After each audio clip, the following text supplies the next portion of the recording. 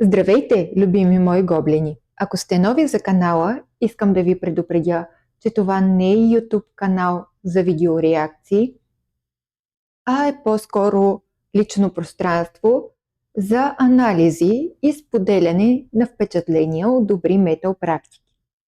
В тази връзка изключително впечатляващо е да се наблюдава как младите преследват талантите си с упоритост. Благодарение на новосформираната финландска група Хока си припомних едно изпълнение на 6 момчета от 2021 година, когато буквално взривиха сцената на Евровизия, демонстрирайки с пълна сила как да се възползваме от тъмната страна в контекста на представената тогава за пандемия пандемия. Нико, Йоел, Йонас, Алекси, Томи и Оли. Въпреки че остават без аналог на MTV канал, те запазват своята детска мечта жива, като я кодират в името на своята група Blind Channel, невидим канал. Целта на предстоящия анализ е да направи критичен обзор на техния подход за превземане на европейска сцена. Презентирането на песента им е изключително стилно. През цялото изпълнение Йоел, вокалистът с тази звездно-лидерска рок аура, действа като котва, позволявайки на Нико да вземе централна позиция. Самите Blind Channel определят стила си като яростен поп, а Dark Side е фундаменталният пример за този жанр. Той е смесица от тежки метал рифове и заразна поп-сензитивност.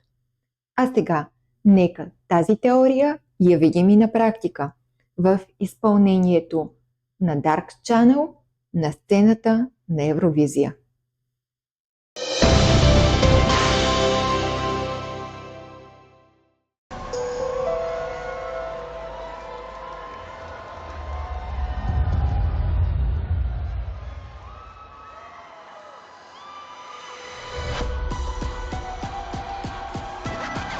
Еха, мащабно!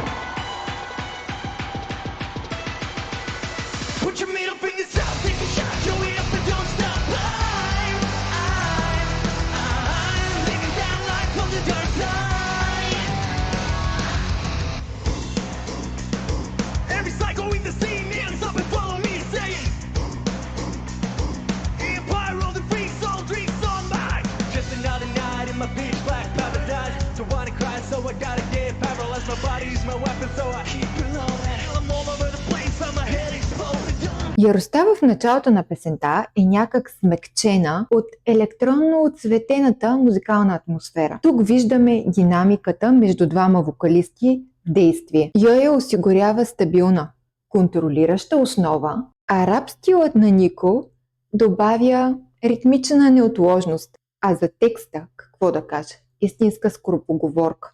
Стил 5 корита, 5 корита.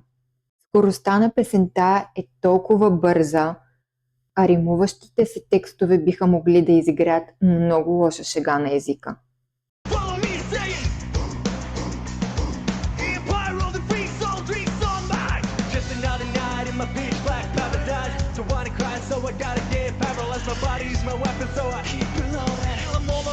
И каква яка енергия за скачане на сцена и за бягането нея. Тук-що чухме и предприпевът, а то е изцяло за напрежение и освобождаване. Забелязва се как инструменталът се отдръпва леко, за да позволи на вокалите да дишат. Когато Йоел и Нико хармонизират, това добавя слой кинематографична тежест, която подготвя слушателя за експлозивния, закачлив звук за вдигане на средни пръсти. Хайде да го изгледаме пак.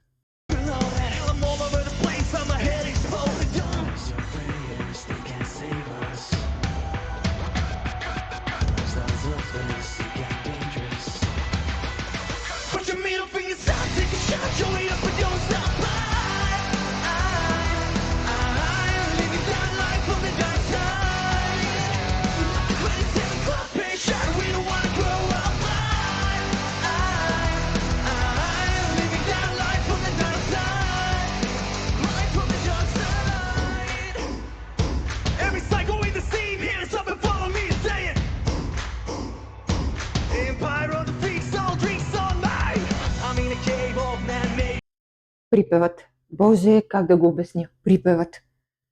Това не е припев, това е истински стадионен химн. Музикално китарите са масивни, използвайки стена от звукови техники. Вокално припевната строфа е предназначена за участие на публиката.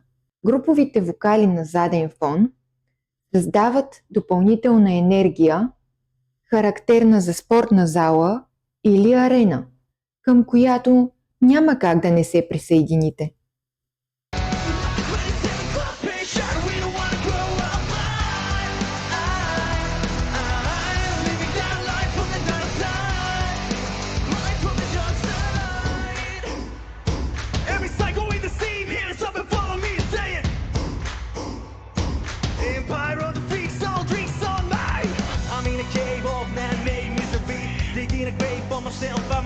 So for the dark things that keep me wasted, you're the sweetest I've ever tasted. What you made of being soft, take a shot, show it up and don't stop. I'm living that life on the dark side. Like a credit test, copy shot, we don't wanna grow up. I'm living that life on the dark side. Life on the dark side. Тук сцената направо блести. Докато музиката се опира изцяло на своите метал корени, то хореографията и сценичното поведение са силно взаимствани от хип-хоп и брейкданс културите. Стилните движения на Йоел създават визуален контраст прямо суровото ръмжене от дъното на душата на Нико. Именно този контраст между елегантно и брутално прави изпълнението завладяващо.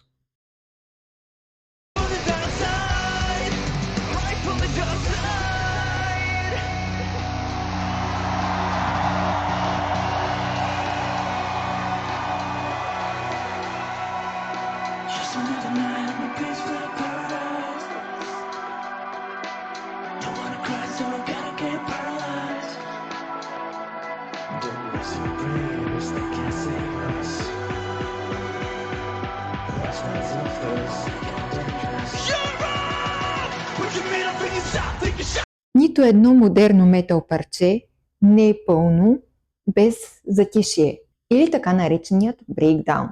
В Dark Side бриджът удря с тежко синкопиране. Вокалният преход между мелодичния тон на Йоел и агресивните писъци на Нико разкриват невероятния им диапазон.